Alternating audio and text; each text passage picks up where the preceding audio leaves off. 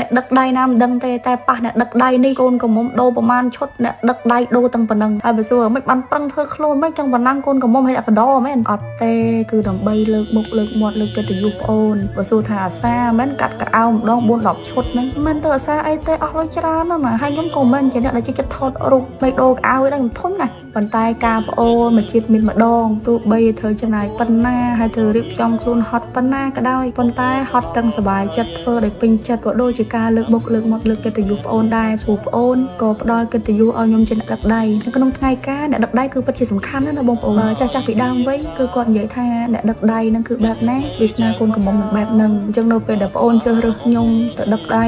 ប្រាប់ដំបូងគឺខ្ញុំសក់ទឹកភ្នែកហ្មងគឺខ្ញុំពិតជារំភើបហើយក៏អត់នឹកស្មានថាគាត់ផ្ដល់កិត្តិយសឲ្យខ្ញុំដល់ថ្នាក់ហ្នឹងតាំងពីថ្ងៃប្រាប់មកដល់ថ្ងៃការហ្នឹងដឹងប្រហែលខែទេដែលខ្ញុំរៀបចំកាត់ទុកមុននោះពីអ្នកបង្ការអ្នកដឹកដៃកូនប្រុសខ្ញុំអ្នកដឹកដៃកូនស្រីនិយាយគ្នាហើយកូនកំមុំពាក់ពណ៌អីយើងពាក់ពណ៌នឹងកាត់ឲ្យដូចគ្នាអស់ម៉ាត់អស់ទៅប៉ុន្តែជាក់ស្ដែងចិត្តដល់ថ្ងៃមានឈុតខ្លះពិសេសក៏ត្រូវបដូរអញ្ចឹងទៅបានមានឈុតខ្លះខ្ញុំឲ្យអ្នកបង្ការគាត់ទៅរៀងចលិះគ្នាទេមិនបានដោយកូនកំមុំកូនកន្លោះទាំងស្រុងហ្មងទេហើយដល់ like mode ទាំងអស់ហ្នឹងគឺសិតតែខ្ញុំអ្នកជ្រើសរើសទាំងអស់បងការគាត់ថាគាត់ទុកចិត្តខ្ញុំអញ្ចឹងហើយខ្ញុំពាក់ម៉ូតអីគាត់ពាក់ម៉ូតហ្នឹងឯងខ្លាំងដៃដែរអញ្ចឹងក៏ឲ្យក្នុងការពិសេសទាំងអស់គ្រប់ឈុតគ្រប់ពណ៌គ្រប់ម៉ូតហ្នឹងគឺខ្ញុំកាត់នៅ W design អ្វីដែលខ្ញុំស្រឡាញ់មកហ្នឹងគឺគាត់កាត់រៀងខ្លក់សម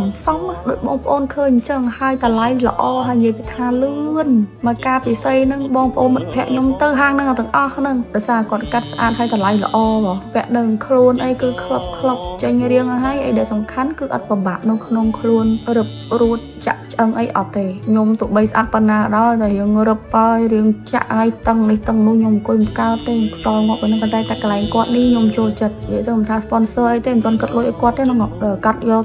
តែគាត់ថាកន្លែងដែលបងប្អូនសួរឲ្យឆាប់មកសួរខ្ញុំច្រើនមែនតើខ្ញុំកាត់នៅហ្នឹងហើយខ្ញុំតបឆាតអត់អស់ទេបងប្អូននៅម៉ូតទាំងអស់ហ្នឹងគឺខ្ញុំកាត់តែមួយកន្លែងហ្នឹងទេឥឡូវខ្ញុំចង់សួរបងប្អូនវិញថាបងប្អូនដែលបានមើលវីដេអូរបស់ខ្ញុំក៏ដូចជាតាមដានការឆាយក្នុងពិសីបើចាប់អារម្មណ៍អ្នកដឹកដៃមកប្រាប់មើលមានរាប់ឈុតខ្ញុំស្លីអត់ប្រហែលឈុតហើយឈុតមួយណាដែលបងប្អូនគិតថាស្អាតជាងគេកុំភ្លេចខមមិនប្រាប់ខ្ញុំផងណាដូចខ្ញុំថាអញ្ចឹងណាអ្នកដឹកដៃគឺសំខាន់ណាស់អ្វីដែលសំខាន់គឺក្នុងអ្នកដឹកដៃគឺត្រូវតែស្អាតដូចខ្ញុំហើយមកគេ